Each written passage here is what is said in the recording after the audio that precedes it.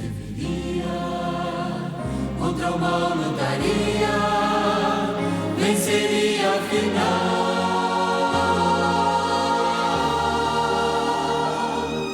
Jesus, que é a fonte de luz. Olá, amigos do canal, sejam mais uma vez bem-vindos ao nosso estudo da Bíblia por meio da lição da Escola Sabatina. E neste trimestre nós estamos analisando juntos o Evangelho de Marcos e já estamos na 11ª lição, que tem como título Levado e Julgado. Nós iremos analisar alguns pontos específicos e importantes do capítulo 14 do Evangelho de Marcos, comentando verso a verso. A leitura está sendo dinâmica, nós estamos aprendendo aqui vários suplementos teológicos que estão nos ajudando na compreensão do texto. E essa semana vai trabalhar o tema da última ceia de Jesus. Também iremos ver o conflito espiritual entre Cristo e Satanás ali no jardim do Getsêmani. Mostrará quando ele vai ser preso, levado perante os seus algozes, como ele será julgado, e também veremos ali um contraste, a cena do julgamento ligada com a negação de Jesus por Pedro. E quando nós estudamos estes pontos, nós então iremos ter uma visão mais clara do pensamento do autor e também do interesse de Jesus em nos salvar. Nós iremos trabalhar alguns pontos importantes. Mas antes de mais nada, gostaria de agradecer você por todo o teu apoio aqui no canal Teologia Adventista, por acompanhar conosco a cada semana. Eu estou feliz e grato, eu tenho certeza que você está compartilhando esses vídeos, que sempre você está deixando aqui o seu like, sempre você está comentando aqui, nos ajudando a divulgar o canal. E por isso aqui o nosso muito obrigado. Muito obrigado pela sua dedicação, pelo seu apoio, pela sua parceria, pela sua participação em nos ajudar a avançar o reino de Deus. Por isso, continue nos ajudando, não deixe de se inscrever aqui no canal também, porque isso é muito importante e nos ajuda muito. Vamos então para a nossa introdução, levado e julgado. Logo de introdução, precisamos analisar alguns pontos. Precisamos nos lembrar, primeiramente, que a lição dessa semana vai trabalhar aspectos de como Jesus se dirige para os eventos finais de sua vida. E como diz o livro Desejado de Todas as Nações, ali há um texto que diz assim: nos faria bem ou faria muito bem para nós passar diariamente 1 hora a refletir na vida de Cristo. Deveríamos refletir em cada cena, deixar que nossa imaginação se apoderasse de cada momento, de cada cena, de cada atitude de Jesus, principalmente as cenas finais. E é justamente isso que estamos estudando, as últimas cenas, as cenas finais, as atitudes finais de Jesus naquela última semana. E o texto continua dizendo que faria muito bem para nós deixar que nossa imaginação se apodere de cada cena, especialmente as finais. Ao pensarmos em seu grande sacrifício por nós, o nosso amor seria mais constante. O nosso espírito seria mais imbuído de seu espírito. Seríamos mais vivificados, mais cheios de zelo e de amor pela sua causa. Pois se queremos ser salvos, afinal, precisamos aprender ao pé da cruz a lição de arrependimento e de humilhação.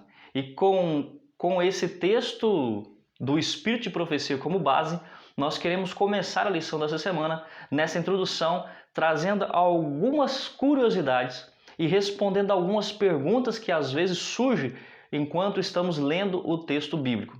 Então olhem só para você ver no slide. Logo de início nós veremos sobre o dia da unção de Jesus em Betânia, quando Maria unge Jesus na casa de Simão. Isso acontece em que ocasião? Pois o Evangelho de Marcos diz que acontece 2 dias antes da Páscoa.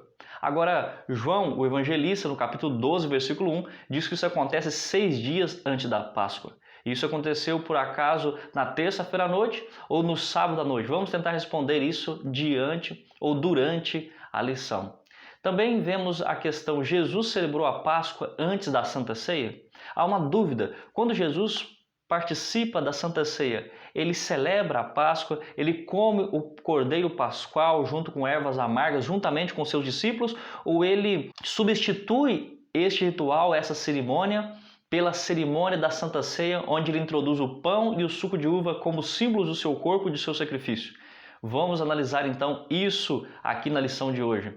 Jesus ele suou gotas de sangue? Foi isso mesmo? A ciência pode explicar este fenômeno? Existe alguma evidência deste fato em outras culturas? Existe uma evidência disso na ciência nos dias de hoje?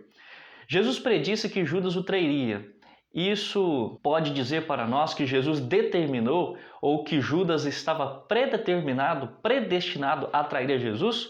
Ou ele traiu a Jesus por suas próprias escolhas?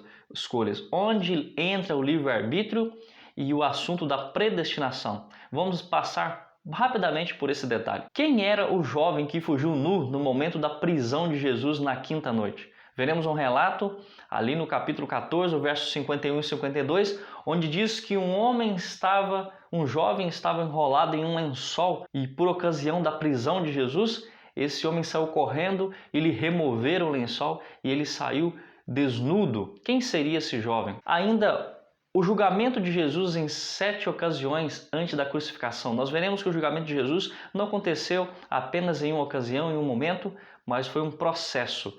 Vamos então aqui para a parte de domingo, que tem como título Inesquecível. O ato daquela mulher em Betânia foi algo inesquecível. Que mulher seria essa? Jesus disse que o ato dela seria contado a todos. Vamos ver aqui a pergunta número 1. Qual é a relação entre as duas histórias relatadas em Marcos, capítulo 14, verso 1 e 11? Vamos ver no slide quais são essas duas histórias relatadas aqui no capítulo 14, verso 1 ao 11. Dali a 2 dias era Páscoa e a festa dos pães asmos. E os principais sacerdotes e os escribas procuravam como o prenderiam à traição e o matariam. Pois diziam, não durante a festa, para que não haja tumulto entre o povo. Estando ele em Betânia, reclinando à mesa, em casa de Simão, o leproso, veio uma mulher trazendo um vaso de alabastro com precioso perfume de nardo puro e, quebrando o alabastro, derramou o bálsamo sobre a cabeça de Jesus. Vamos parar a leitura aqui e tentar identificar algumas coisas e vamos tentar trazer resposta para algumas perguntas que podem surgir na leitura do texto. Dali a 2 dias era a Páscoa. Então notem, o texto está dizendo que faltava 2 dias para a Páscoa e a Páscoa era na quinta-feira. Se faltava 2 dias para a Páscoa, isso pode-se dizer que aquele dia era uma terça-feira e os fariseus, os escribas, os principais sacerdotes estavam tramando um complô, uma trama com Jesus, uma conspiração para levar Jesus ao sinédrio, para levá-lo ao julgamento e por fim à morte e à destruição daquele rabino galileu que trazia tantas dificuldades para eles. Então ficamos aqui pensando, o que esse texto quer dizer? Que faltava 2 dias para a Páscoa e 2 dias antes da Páscoa é que Jesus se reuniu na casa de Simão para jantar com Simão e é ali que ele foi então ungido? Ou o texto está dizendo apenas que foi 2 dias antes da Páscoa que os sacerdotes tramaram o complô contra Jesus? E isso vai nos exigir aqui um suplemento teológico, uma explicação mais detalhada, para vermos em alguns comentários bíblicos o que os eruditos teólogos chegaram à conclusão com respeito a esse fato. Olhem só, 2 dias antes da Páscoa, de acordo com Marcos 14, 1, ou 6 dias antes da Páscoa, de acordo com João 12, verso 1. Para entender o dia da unção de Jesus em Betânia, na casa de Simeão, é importante explorar as perspectivas de vários comentários bíblicos.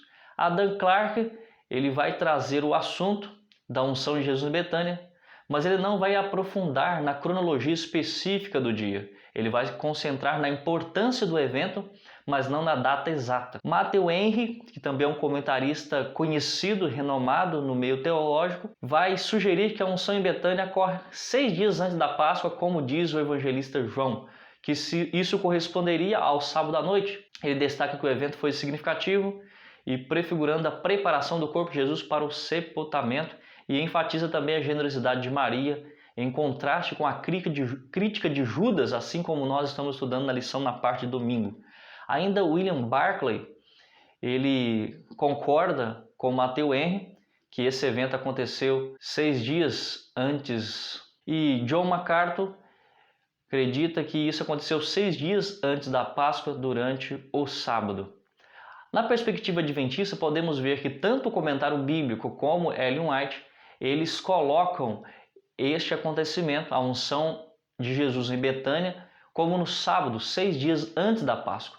E isso é importante, é necessário nós lembrarmos aqui. E aí está em cada perspectiva também a referência bibliográfica para que você possa conferir.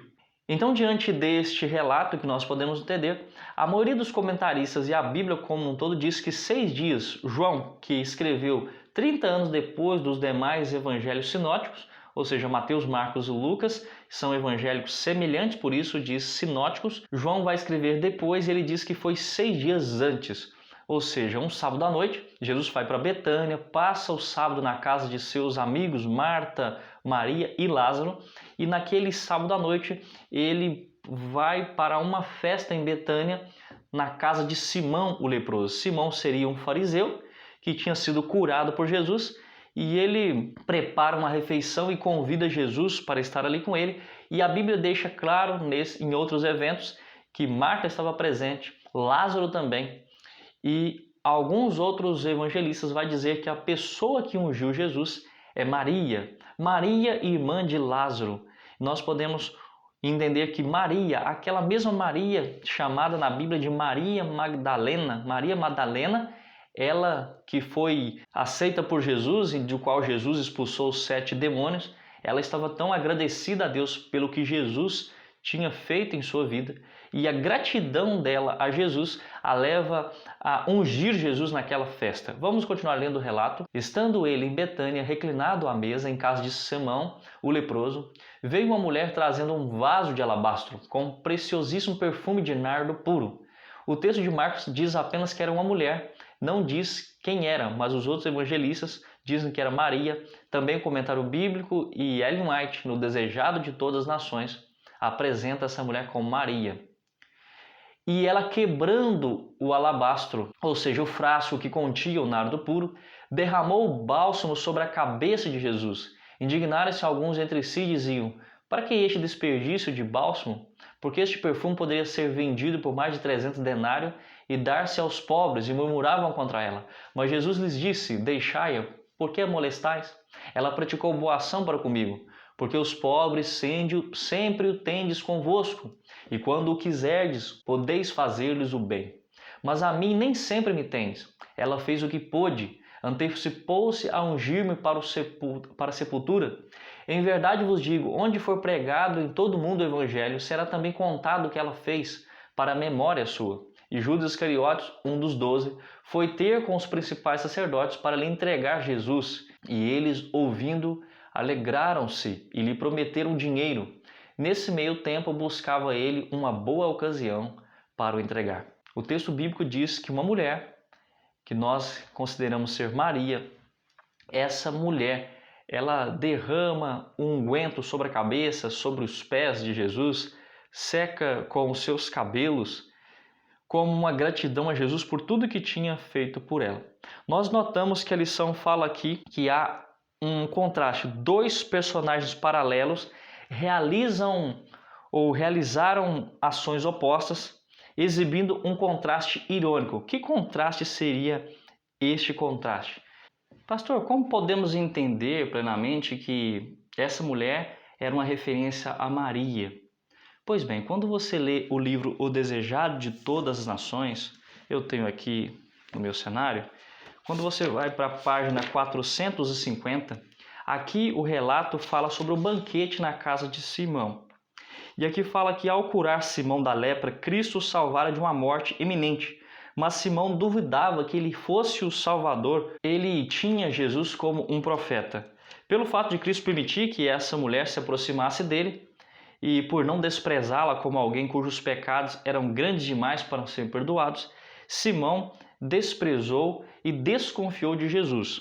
Agora, o interessante é que há um relato muito significativo aqui no livro O Desejado de Todas as Nações, que exemplifica para nós que Simão também era um pecador e que Jesus conta uma história para explicar tanto para Simão como para a Maria, aquela mulher que estava ungindo Jesus. Jesus conta uma história para que Simão pudesse tirar suas próprias conclusões e para que ele entendesse que Jesus estava lendo o seu coração.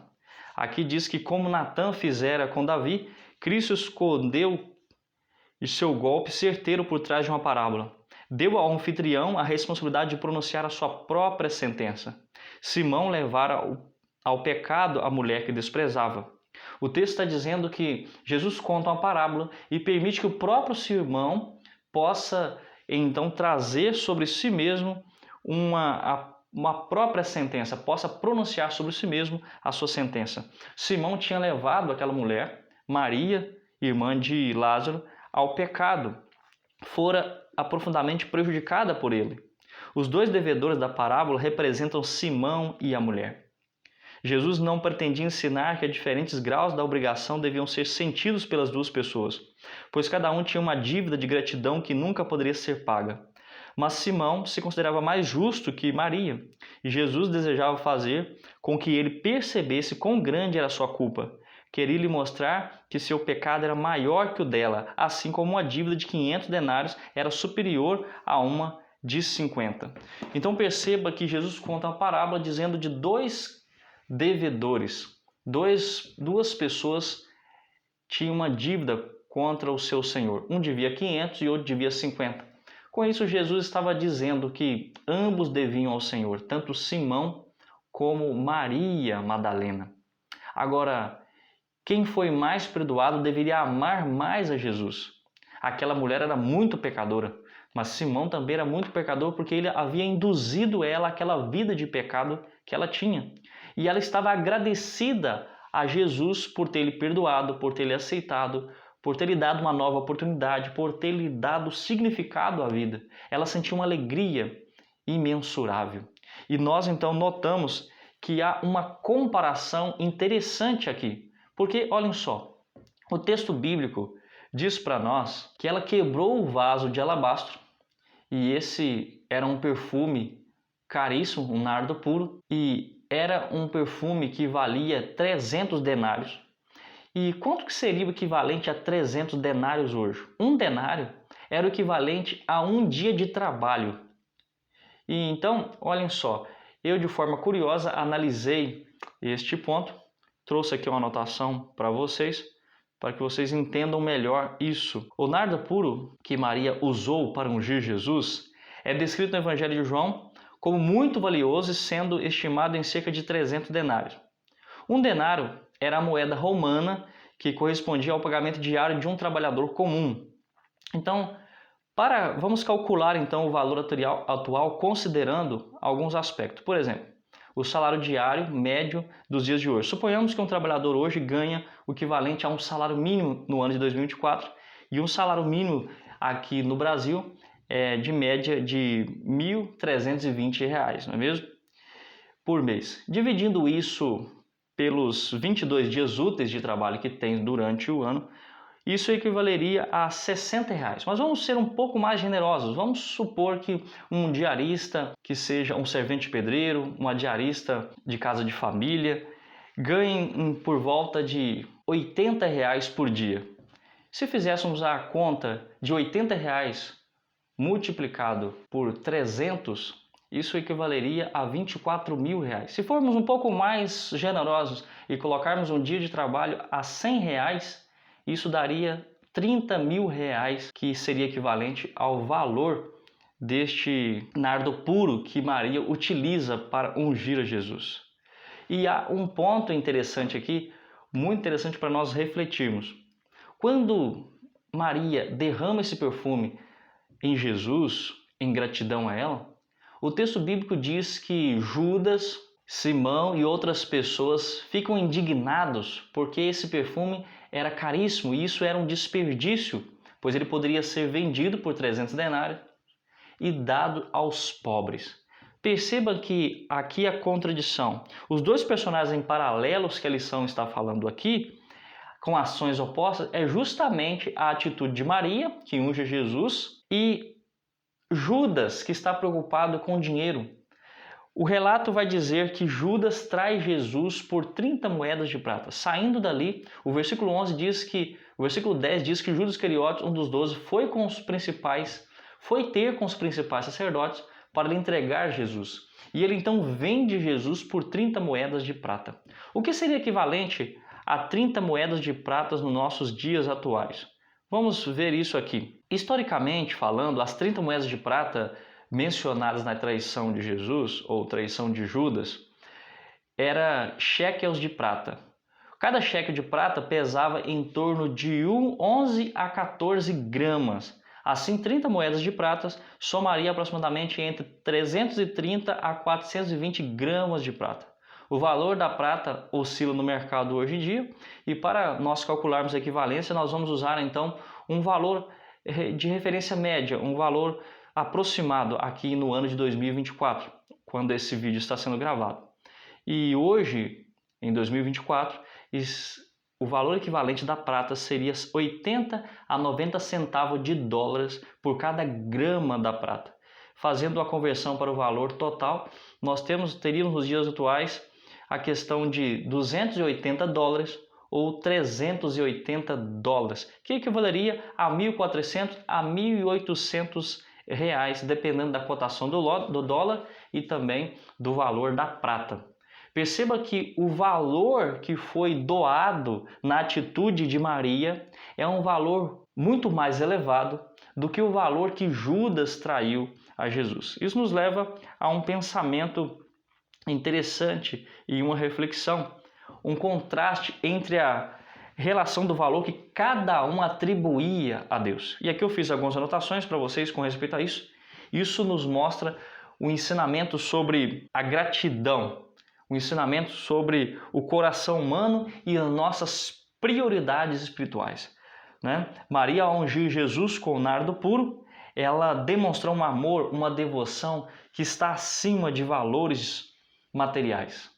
Ela demonstrou que escolhia oferecer algo que tinha um valor para si. Como disse Davi, como poderia eu oferecer algo ao Senhor que não me custasse nada? Ela queria demonstrar a sua gratidão, o seu amor, a sua dedicação.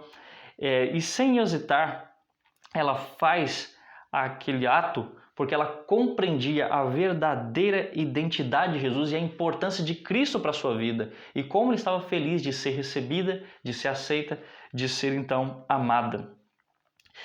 Agora, em contraste, Judas, ao trair Jesus por 30 moedas de prata, cerca de um mês de trabalho, não é mesmo? Ele revelou um coração consumido pela ganância, pelo egoísmo. Enquanto Maria ofereceu o seu melhor a Jesus, Jesus calculava o mínimo possível pelo qual pudesse vender o seu mestre. Nós notamos com isso que o seu foco ele estava principalmente no ganho pessoal e não no propósito de exaltar a Cristo, de agradecê-lo. E com isso nós vemos um contraste que se destaca aqui nas atitudes desses dois personagens. Queremos apresentar a nossa vida gratidão ao Mestre ou valorizamos pouco ao nosso Senhor? À medida que você conhece Jesus e se entrega a Ele, tem os seus momentos de consagração, estudo, isso vai levar você a ter uma fé mais viva, mais eficaz. Então, o tamanho da sua fé, a maneira com que a frequência com que você vai à igreja, a maneira com que você cultua a Deus, isso está ligado com quanto você conhece sobre Deus e quão grato você está a Ele pelo que Ele faz a você. Então, cumprindo aqui essa parte, nós vamos para um outro ponto ainda aqui na parte de domingo, que seria entendermos a questão da traição de Judas. Porque a questão da traição de Judas é frequentemente discutida no contexto do livre-arbítrio e da soberania de Deus. Há comentários diversos sobre esse evento que abordam então essa tensão entre a presciência divina e a responsabilidade humana. O que seria a presciência divina? Que Deus conhece tudo de antemão. Antes de algo acontecer, Ele tem um entendimento de que isso vai acontecer e Ele prevê isso. Agora, o fato que Ele preveja isso antes de algo acontecer não significa que Ele determinou que isso aconteça. Você consegue entender? Olhem só, os comentaristas teológicos, eles argumentam que embora Jesus soubesse que Judas o trairia, isso não significa que Judas foi predestinado a trair Jesus, mas ele traiu Jesus com suas próprias escolhas. Ainda o comentário bíblico adventista concorda com esse fato, dizendo que Judas tinha a mesma oportunidade de escolha que os outros discípulos ele foi chamado por Jesus, conviveu com Jesus, ele poderia se ter distanciado daquele pensamento corrupto, mas o coração dele se endureceu. E os comentários, principalmente o comentário bíblico adventista, sugere que Judas foi atraído por sua ambição e ganância, embora soubesse o que aconteceria. Jesus ele não forçou Judas a agir de uma maneira específica. O comentário deixa claro que Judas foi advertido várias vezes, Jesus tentou salvá-lo, ele recebeu muitas oportunidades de se arrepender, mas ele escolheu não fazê-lo. O fato de Jesus dizer que Judas o trairia ou saber que tal coisa iria acontecer, não diz que ele determinou algo a acontecer. Deus, em sua extrema soberania e presciência, entendia e sabia que algo ia acontecer porque ele vê tudo de forma antecipada. Ele conhece as nossas escolhas, o que iremos escolher, e por isso ele sabia que Judas o trairia, mas ele não determinou que Judas o traísse. Se Judas tivesse tomado a escolha diferente, ele teria recebido de Deus o seu perdão se seu arrependimento fosse sincero e poderia novamente continuar a sua vida assim como fez Pedro, que também negou Jesus, mas se arrependeu amargamente e verdadeiramente, sinceramente, e teve a oportunidade novamente de avançar em sua caminhada cristã e desenvolver suas habilidades para o avançamento do reino de Deus. Na sequência, então, nós vemos que Ellen White também concorda com o mesmo fato. E avançando, nós vamos agora para a parte de segunda-feira, que tem como título A Última Ceia. Leia Marcos 14, verso 22 a 31 e Êxodo 24, 8. Que grande significado para a fé cristã se encontra no relato de Marcos. Muito bem, vamos ler o relato que está aqui em Marcos, capítulo 14, verso 22 a 31, que diz: Enquanto comiam, tomou Jesus um pão e, abençoando, partiu e lhes deu, dizendo: Tomai, isto é meu corpo. Vamos contextualizar aqui o que estamos lendo. Jesus ele pede aos discípulos que organizem um local para que eles possam celebrar a ceia, ou seja, celebrar a Páscoa, comer o Cordeiro Pascual. Então nós notamos que Jesus envia os discípulos, eles vão até a cidade e eles encontram um cenáculo. Esse cenáculo é algo interessante porque, como vimos lá no início do nosso estudo, no primeiro estudo da lição deste trimestre, nós analisamos que João Marcos, quem escreve este evangelho, ele era filho de Maria. Maria era uma colaboradora do evangelho de Cristo. E é possível que o cenáculo onde Jesus participou com os discípulos da ceia, onde ele distribuiu os emblemas que representavam o seu sacrifício por nós, seja um cenáculo que pertencia a Maria, mãe de João Marcos. Voltando aqui para a leitura, diz que ao seguir ele tomou Jesus um cálice e, tendo dado graças, o deu aos seus discípulos e todos beberam dele. Então lhes disse: Isto é meu sangue, o sangue da nova aliança derramado em favor de muitos. Em verdade vos digo que jamais beberei do fruto da videira, até aquele dia em que hei de beber novo no reino de Deus. Percebam o relato quando diz que ele dá o suco de uva e diz: Este é o meu sangue, o sangue da nova aliança. Se nós vemos que o texto fala de uma nova aliança, precisamos perceber que aqui fica embutido o relato da antiga aliança. E quem foi que instituiu a antiga aliança? Pois bem, quando nós vamos então para Êxodo 24, o verso 3 até o 8, nós vemos o relato de Moisés, que vai então ratificar a antiga aliança, nós chamamos de antiga aliança, com o povo hebreu durante o percurso entre o Egito, quando Moisés os livra, Deus os livra através de Moisés da escravidão egípcia em direção a Canaã. E nesse percurso, Deus faz uma aliança específica com o povo de Israel, que é chamada de Antiga Aliança. E olhem só o relato. Aqui no versículo 3 até o 8, nós vemos que Moisés, ele disse todas as palavras ao Senhor, todos os estatutos, todos os preceitos, todos os juízos de Deus. Então o povo todo respondeu em uníssima voz e disseram: Tudo que o Senhor falou, nós faremos. Moisés então escreve tudo isso em um livro, levanta-se de manhã, de madrugada, erige um altar ao pé do monte, ele também traz ali sacrifícios, holocaustos, pacíficas e novilhos. Moisés toma parte daquele sangue, põe em bacias E o texto vai dizer que uma metade desse sangue é aspergido sobre o altar. E ele toma o livro da aliança, vai aspergir o sangue sobre o livro e sobre o povo. E tudo o que ele disse e leu, o povo de Israel disse: o que o Senhor falou, nós faremos e obedeceremos. Então Moisés tomou aquele sangue e aspergiu sobre o povo e disse: eis aqui o sangue da aliança, o sangue da aliança, da primeira aliança que o Senhor fez com o povo de Israel, exclusivamente com o povo de Israel. Agora é preciso você entender que enquanto está em operação a aliança antiga feita com o povo de Israel, também você precisa entender que existe uma aliança eterna que já existiu desde Adão, que foi sendo passado aos patriarcas e aos profetas, e que esse concerto ele é ratificado na cruz de Cristo. Mas um pouco antes, num dia anterior, Jesus então ele participa da ceia, ou a última ceia, como diz o título da lição de segunda-feira, e neste dia ele ratifica a segunda aliança, o concerto eterno.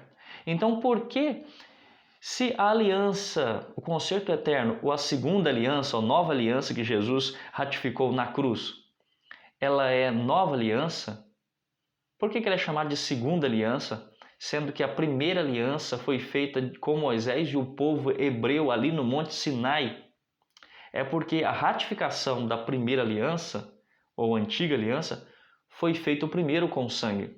Agora, a ratificação do concerto eterno que começou em Adão, ele é só assinado com o sangue de Jesus na cruz do Calvário.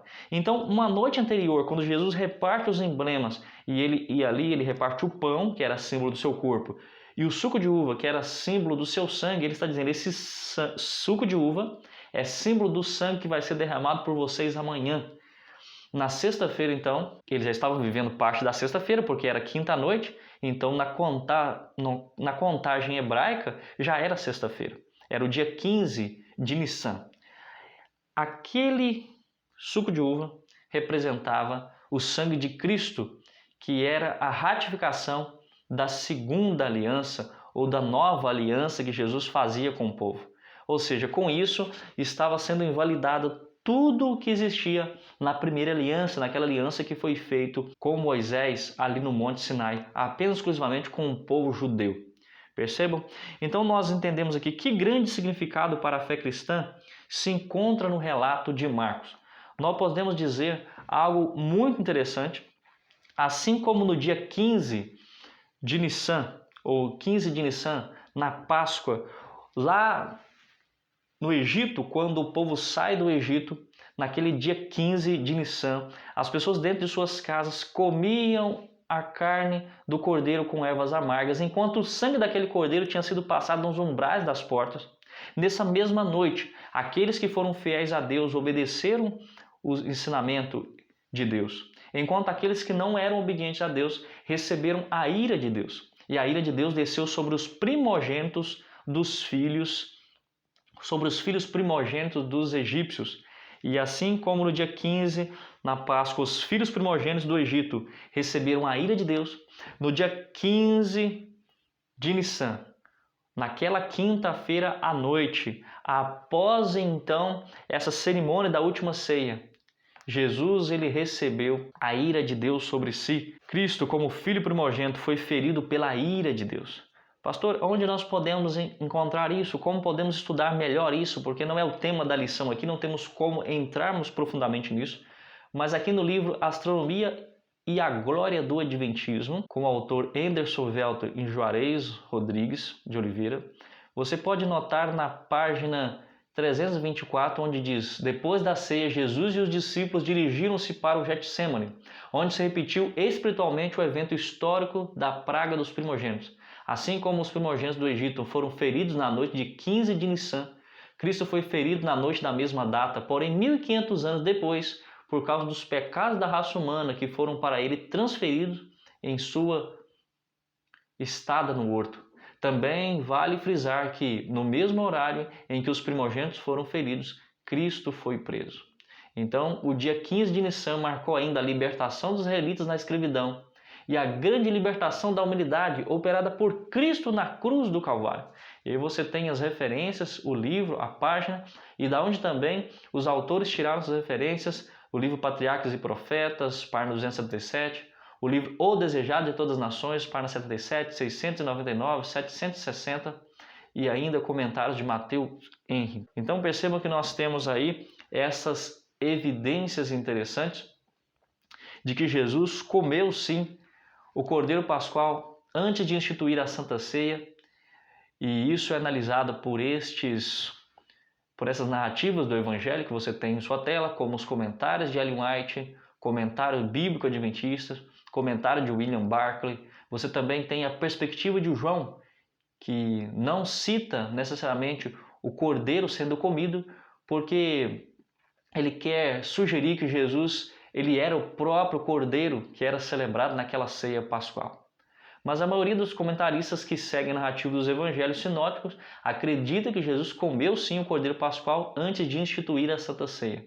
O Evangelho de João não apresenta isso na cronologia, mas é importante notar que isso está embutido também no texto, e o fato de João não mencionar não significa que isso não ocorreu. Vamos então para a parte de terça-feira, o Getsemane. Já começamos aqui uma abordagem de que Jesus, então, após a Santa Ceia, depois de instituir ali os símbolos da nova aliança, ele vai para o Jardim do Getsemane. O que seria o Jardim do Getsemane? De forma geográfica, vamos entender. O Monte das Oliveiras é uma cadeia de colinas ao leste de Jerusalém. Ela é separada da grande cidade pelo Vale de Cedron. Este monte ele era conhecido por suas muitas oliveiras e a sua vista panorâmica para Jerusalém, não é mesmo?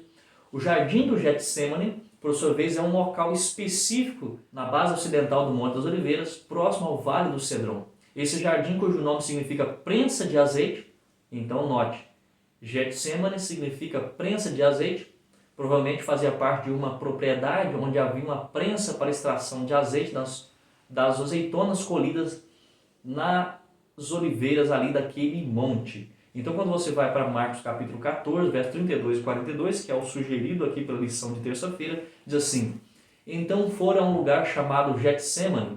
Ali chegados, disse Jesus aos seus discípulos: Assentai-vos aqui, enquanto eu vou orar. E levando consigo a Pedro, Tiago e João, começou a sentir-lhe tomado de pavor e de angústia. E lhes disse: A minha alma está profundamente triste até a morte, ficai aqui e vigiai. E adiantando-se um pouco, prostrou-se em terra e orava para que, se possível, lhe fosse poupada aquela hora. E dizia: Abba, Pai, tudo te é possível, passa de mim esse cálice. Contudo, não seja o que eu quero, e sim o que tu queres. Voltando, achou-os dormindo e disse a Pedro: Simão, tu dormes? Não podes vigiar nem uma hora? Vigiai e orai, para que não entreis em tentação. O espírito, na verdade, está pronto, mas a carne é fraca. Retirando-se de novo, orou repetindo as mesmas palavras. Voltando, achou-os outra vez dormindo, porque os seus olhos estavam pesados e não sabiam o que lhe responder. E veio pela terceira vez e disse-lhes: Ainda dormis e repousais?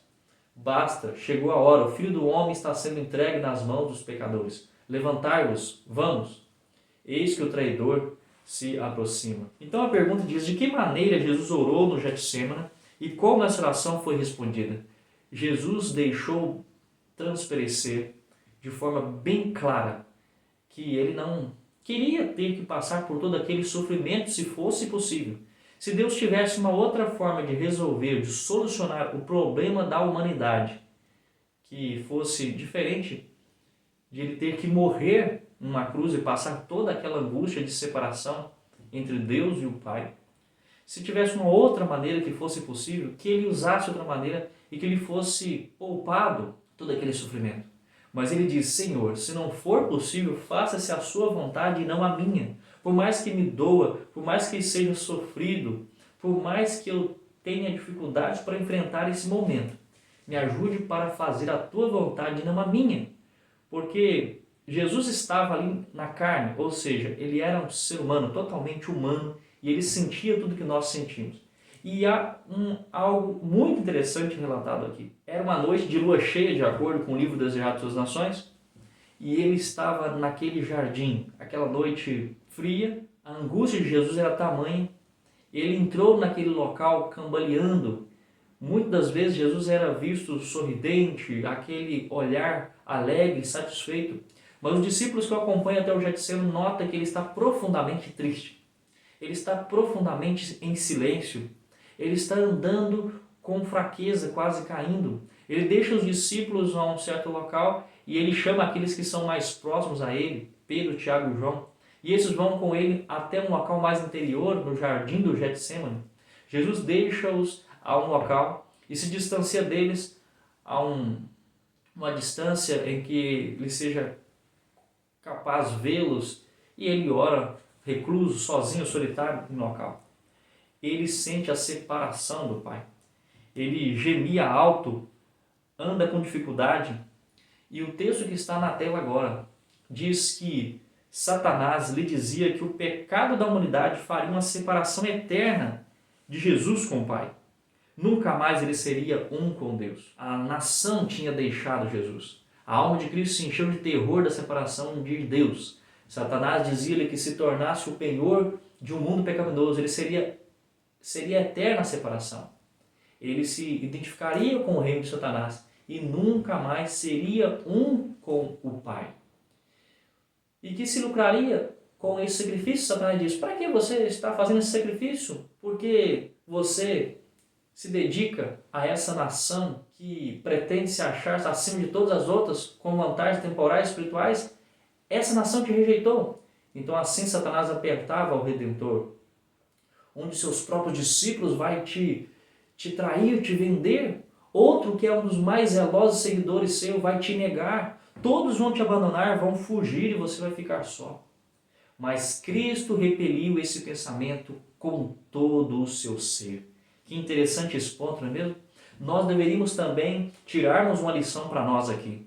Quando nos vêm desilusões, angústias, sentimentos de baixa autoestima, quando em nós vem um sentimento que não somos capazes, que não somos belos o suficientes, que não somos bonitos, que não seremos vencedores, quando vem sentimentos que nos trazem tristeza, angústia, aqueles dias negros, difíceis, aqueles dias tenebrosos, nós deveremos banir do nosso sentimento, do nosso coração, todo sentimento ruim. Precisamos ser confiantes e confiar na mão de Cristo, no poder que é concedido a nós. Nós precisamos, assim como Jesus, repelir pensamentos como esses e não permitir que eles se façam presentes em nosso ser. Que aqueles a quem empreender a salvar, aqueles quem tanto amavam, se unissem aos tramas de Satanás. Isso lhe passava a alma. Terrível era o conflito. Media-se pela culpa da nação, de seus acusadores e traidor, pela culpa de um mundo imerso na impiedade. Os pecados dos homens pesavam duramente sobre Cristo e esmagavam-lhe a alma, sentindo a ira divina. E é nesse instante que o texto bíblico, em outros relatos, vai dizer que Jesus, pela angústia da separação com o Pai, toda essa responsabilidade sobre os seus ombros, estaria ele sendo forte o suficiente para conseguir atingir os seus objetivos, salvar a humanidade? Ou será que ele não conseguiria e perderia para sempre o seu reino, a sua união com o Pai? E agora ali no jardim de Getsemane, como foi relatado no livro Astronomia e as Glórias do Adventismo, a ira do Senhor caiu sobre o primogênito, que era Jesus. E houve uma separação entre o Filho e o Pai. E toda aquela angústia, toda a ira do Pai sobre o Filho, porque ele estava carregando sobre ele a iniquidade de todos nós. Isso tudo fez Jesus entrar em uma situação em que ele suou gotas de sangue. Agora, o suor de Jesus em gotas de sangue, isso é um fenômeno um tanto quanto estranho. Será que ele pode ser comprovado cientificamente? Olhem para o slide. O relato de Jesus suando gotas de sangue é encontrado no Evangelho de Lucas 22:44, onde é dito que no jardim do Getsemane, estando em agonia, orava mais intensamente e o seu suor tornou-se em grandes gotas de sangue que corriam até o chão. Este fenômeno é conhecido como hematidrose. Hematidrose é uma condição médica rara em que uma pessoa sob extrema pressão ou estresse emocional pode transpirar sangue. Essa condição ocorre quando os capilares ao redor das glândulas sudoríparas se rompem, misturando sangue com o suor. A ruptura dos vasos sanguíneos pode ser desencadeada por um intenso estresse físico ou um intenso estresse emocional, o que está de acordo com o que Jesus estava experimentando ali no jardim do Getsemane. Diante da antecipação da cruz, isso era algo que o angustiava, mas a separação era algo maior. Nós vemos que há casos documentados desta doença rara, dessa situação rara, a hematidrose. Ela é documentada na literatura médica. Casos modernos foram registrados em pessoas sob intensa pressão emocional ou em situações extremas de estresse psicológico, como por exemplo, histórias relatadas durante os períodos de guerra. Há registros de soldados que apresentaram hematidrose, quando entraram em batalha. E existem casos na literatura médica moderna com pacientes que experimentaram picos extremos de ansiedade ou medo e sofreram este fenômeno. Estudo de casos modernos também, onde alguns médicos relataram casos de hematidrose em indivíduos que enfrentaram estresse extremo antes de cirurgia ou durante a experiência traumática. Embora a hematidrose seja extremamente rara, a sua ocorrência em situações de estresse intenso oferece uma explicação médica para o fenômeno que é descrito no relato de Jesus no Getsemane. Esse relato bíblico, embora extraordinário, é considerado possível dentro dos limites da ciência médica moderna. Então, respondido aqui este ponto, que é uma pergunta que nós levantamos na introdução da nossa lição, nós podemos agora seguir e avançar para o significado teológico que isso tem. Além da explicação médica, o relato da hematidrose de Jesus também possui um profundo significado teológico. Demonstra a intensidade do sofrimento de Jesus ao enfrentar a perspectiva da crucificação e da separação de Deus, ao carregar os pecados da humanidade. E você vê agora no livro O Desejado das Nações que Ellen White deixa claro que o sofrimento de Jesus era ainda maior do que antes. Ao sobrevir a agonia da alma, seu suor tornou-se em grandes gotas de sangue e corria até o chão por causa da separação que ele tinha do Pai. Vamos para a parte agora de quarta-feira, deixando tudo para fugir de Jesus. Leia Marcos 14, versos 43 a 52. O que aconteceu nessas passagens que foi tão crucial para o plano da salvação? E logo falava ele ainda quando chegou Judas, um dos 12, e com ele, vindo da parte dos principais sacerdotes, escribas anciãos, uma turba com espadas e porretes. Ora, o traidor tinha-lhe dado esta senha: aquele que o beijar é esse, prendei-o e levai-o com segurança. Jesus está no jardim do Getsemane. Ora, o Senhor passa por toda aquela angústia, soa gotas de sangue, e ele volta e encontra os discípulos dormindo. E ele diz: vocês não podem vigiar comigo nem um pouco? Vigiai e orai, porque o espírito está pronto, mas a carne é fraca. Você, Pedro, ontem mesmo me disse que estava disposto a morrer por mim. Mas saiba que a carne é fraca. Por mais que o espírito esteja pronto, você precisa vigiar. Em outras palavras, estou contextualizando, parafraseando o que estava acontecendo. Enquanto ele falava isso com seus discípulos mais próximos, chega rapidamente Judas juntamente com a turba, pessoas com espadas, porretes, sacerdotes, e eles vêm guiados ali pelo mestre deles, pelo guia deles, que era Judas. E Judas tinha dado uma senha: aquele que eu beijar, esse é Jesus, e prendei-o. Quando eu li isso aqui, eu pensei assim, mas não é possível. Será que as pessoas não conheciam Jesus para que Judas tivesse que trair Jesus com um beijo, demonstrar uma senha? Mostrar: olha, eu vou chegar, aquele que eu abraçar, beijar, esse vai ser o Jesus a quem você procura, e vocês podem agarrá-lo, podem prendê-lo. E eu perguntei e fui pesquisar, e é interessante porque era algo que estava acontecendo à noite. Muitos fariseus e escribas também não reconheciam Jesus assim de imediato. No meio das outras pessoas, ele não era uma pessoa que tivesse um brilho especial, que fosse diferente, era uma pessoa simples e comum como as demais outras. Para que não agarrassem a pessoa errada, Judas então entrega essa senha. E logo que chegou, aproximou, disse-lhe: mestre, e o beijou.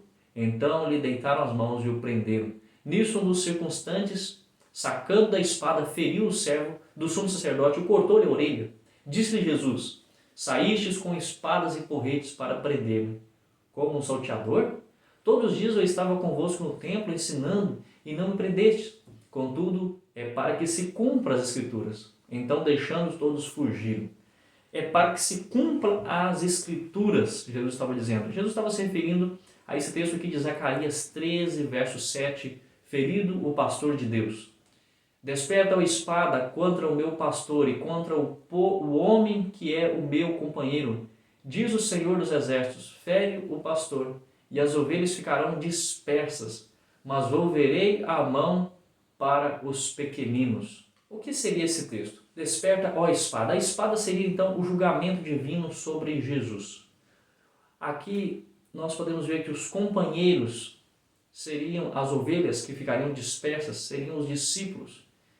Jesus seria o pastor que seria ferido, as ovelhas que ficariam dispersas seriam os discípulos que iriam abandonar o mestre e fugir. Mas o texto diz, mas volverei a mão para os pequeninos. O que seria volverei a mão aos pequeninos? Seria a preservação sobre aqueles que fossem remanescentes, que fossem fiéis, que fossem obedientes à palavra de Deus. Ainda você vê uma explicação mais completa para isso no slide, você depois pode analisar com calma.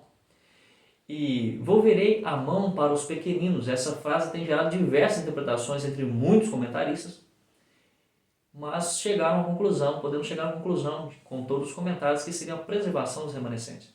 Isso indicaria a proteção e o cuidado de Deus para com os discípulos e seguidores de Cristo, mesmo após a dispersão. Ele sugere que Deus voltaria a atenção para aqueles que, embora dispersos, são humildes e fiéis, preservando em meio às provações. Os discípulos seriam acalmados, direcionados.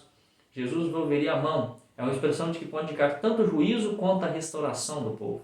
E nisso nós podemos ver aí referências bibliográficas onde você pode notar a restauração e fortalecimento que Jesus faria dos seus seguidores. É isso que significa o texto bíblico, onde nós notamos, mas volverei a mão para os meus pequeninos. Agora, quando nós notamos e lemos isso, nós podemos ver que o verso 51 e 52 diz, seguia um jovem coberto unicamente com um lençol e lançaram-lhe a mão, mas ele, largando o lençol, fugiu desnudo.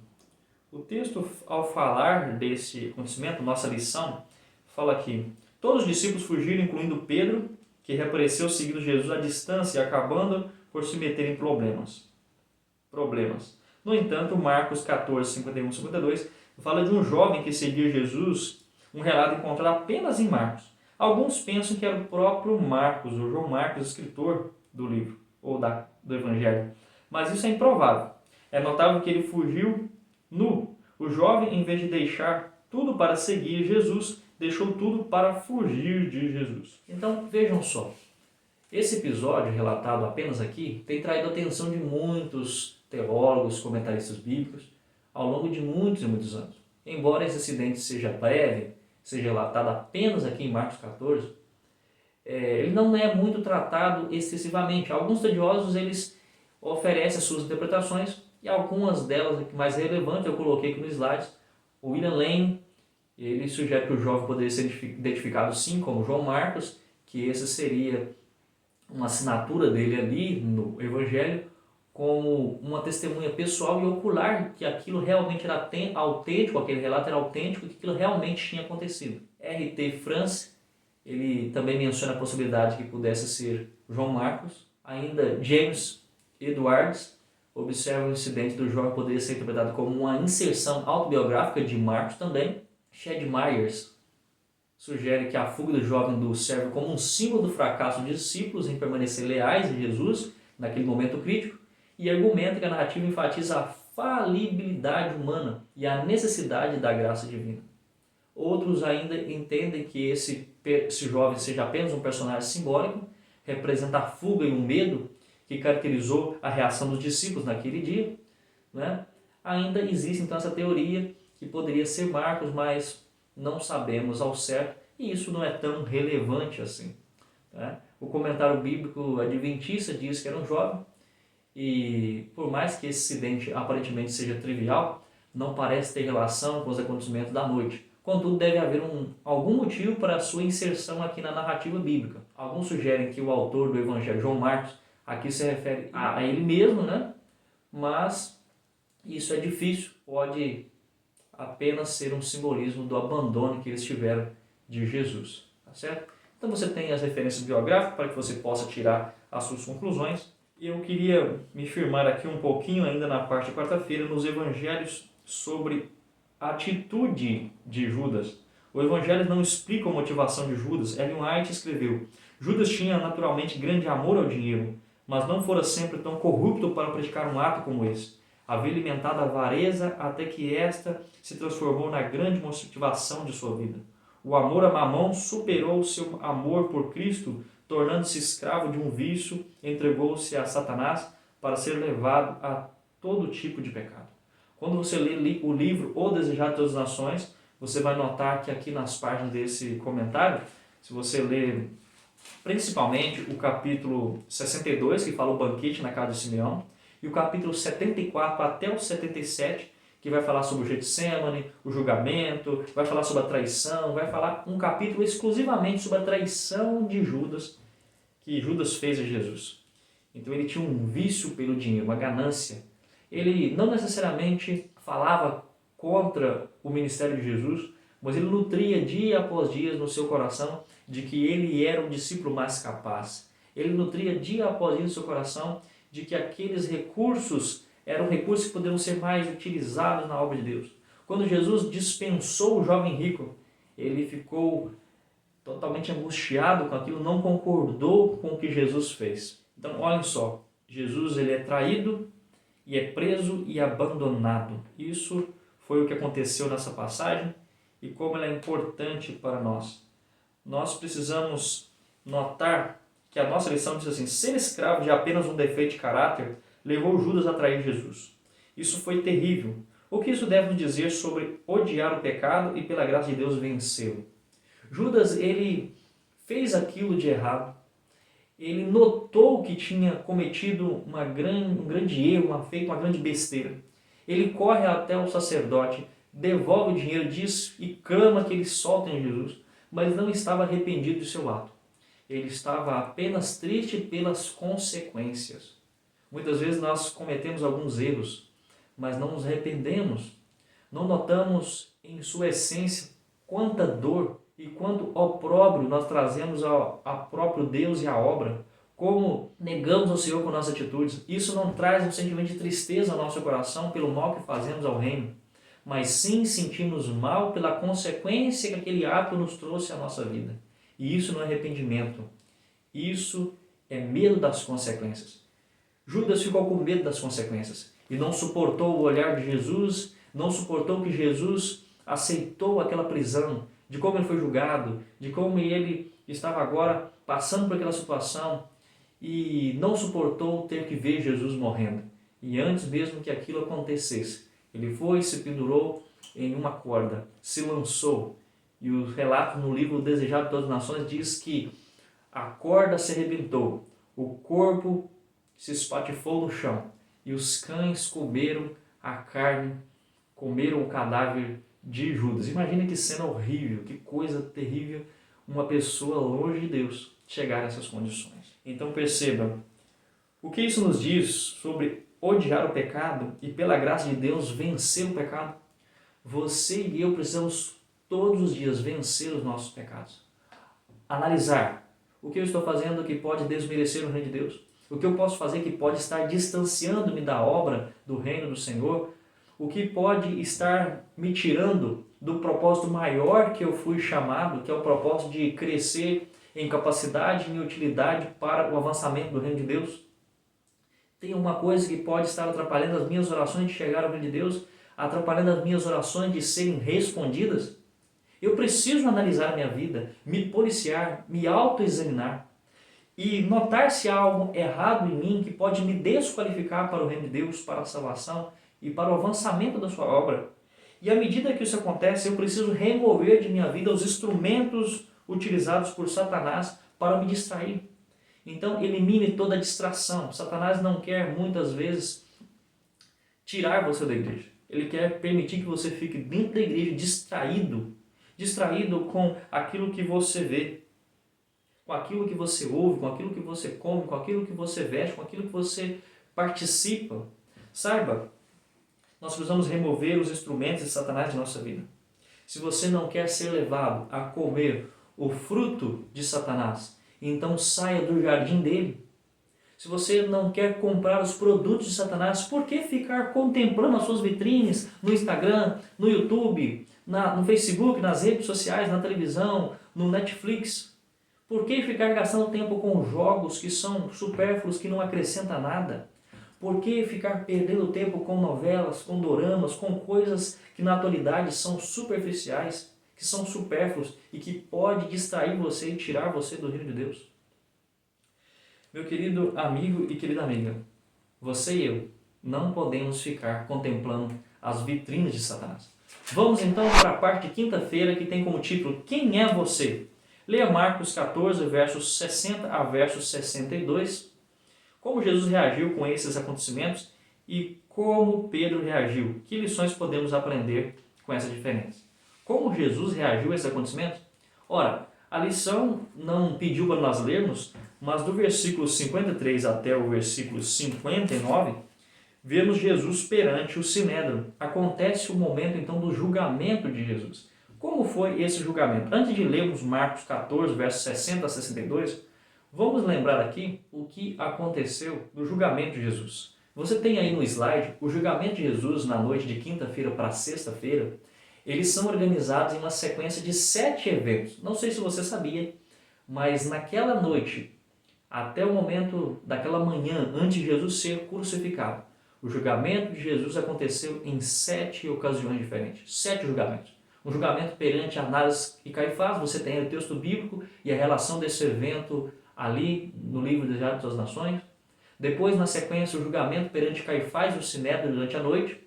Você também tem aí a descrição do que aconteceu, o texto bíblico e o texto do Espírito de Profecia para que você possa analisar. Em terceiro, o julgamento formal pelo Sinédrio ao amanhecer. Em quarto, o julgamento perante Pilatos pela primeira vez. Em quinto, o julgamento perante Herodes Antipas, que era o filho de Herodes o Grande, que estava comandando naqueles dias. Você tem o texto bíblico, a citação, a descrição.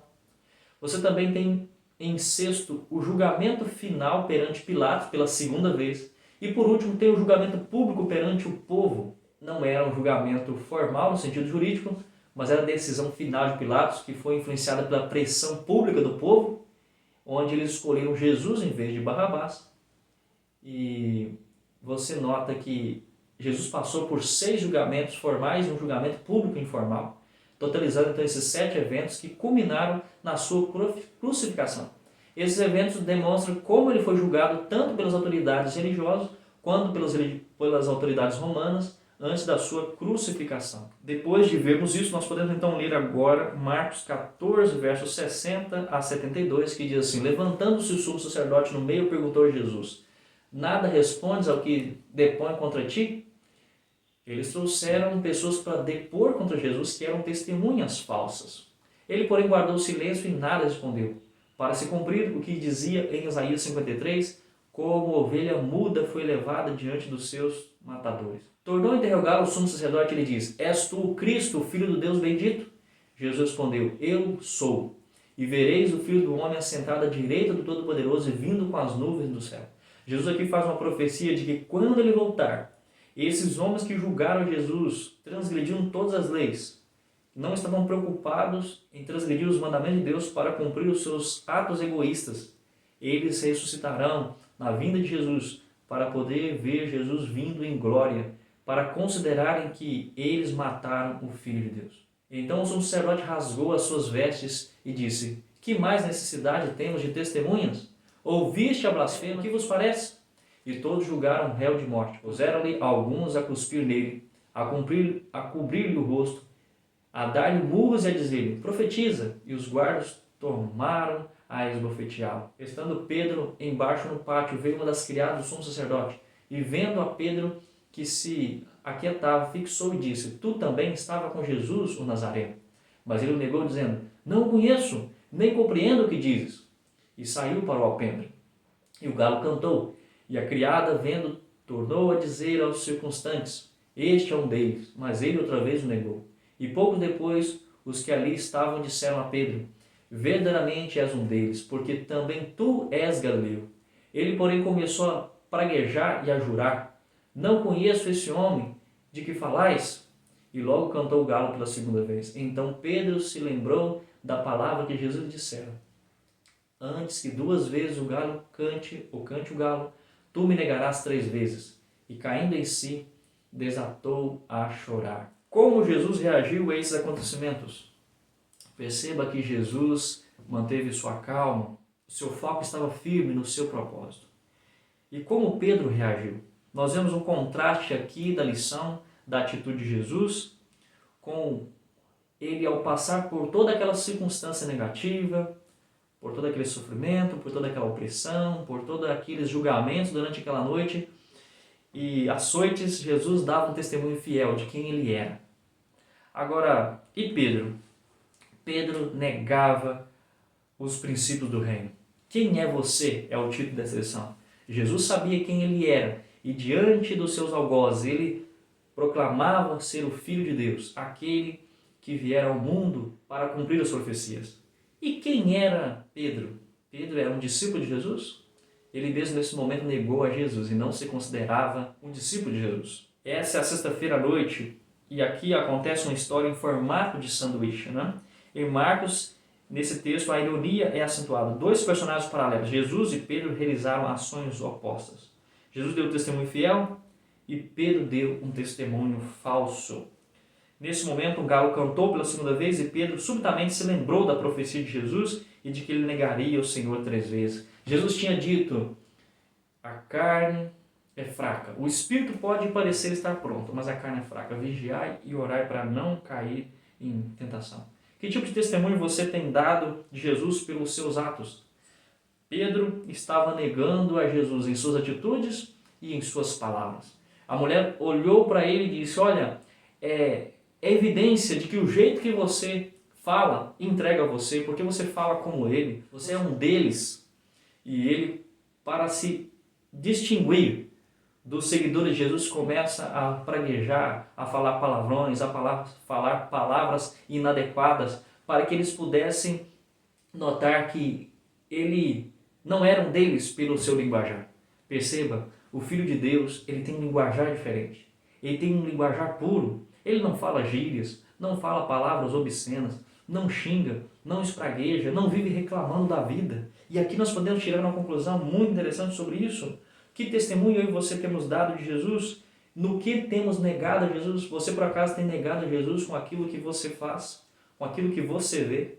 Você por acaso tem negado a Jesus com a roupa que veste? Você por acaso tem negado a Jesus com os seus atos, com as suas atitudes? Você por acaso tem negado a Jesus com aquilo que você come, pois prega algo do que diz o Adventismo e vive de forma diferente, se alimentando de forma diferente daquilo que é explicado no Espírito de Profecia e na Bíblia?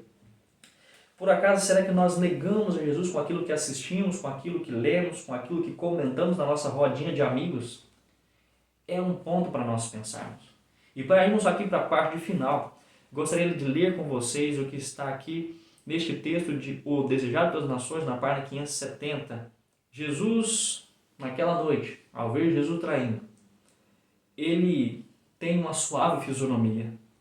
Ele viu o seu discípulo em tristeza e agonia, e ele olha para ele com um olhar de aceitação, com um olhar de perdão. Contemplar aquele rosto pálido e sofredor, aqueles lábios trêmulos e aquele olhar amável e cheio de perdão atravessou como uma flecha o coração de Pedro. Sua consciência então foi despertada, sua memória foi atingida. Você tem vivido em pecado, saiba que Deus, ele está disposto.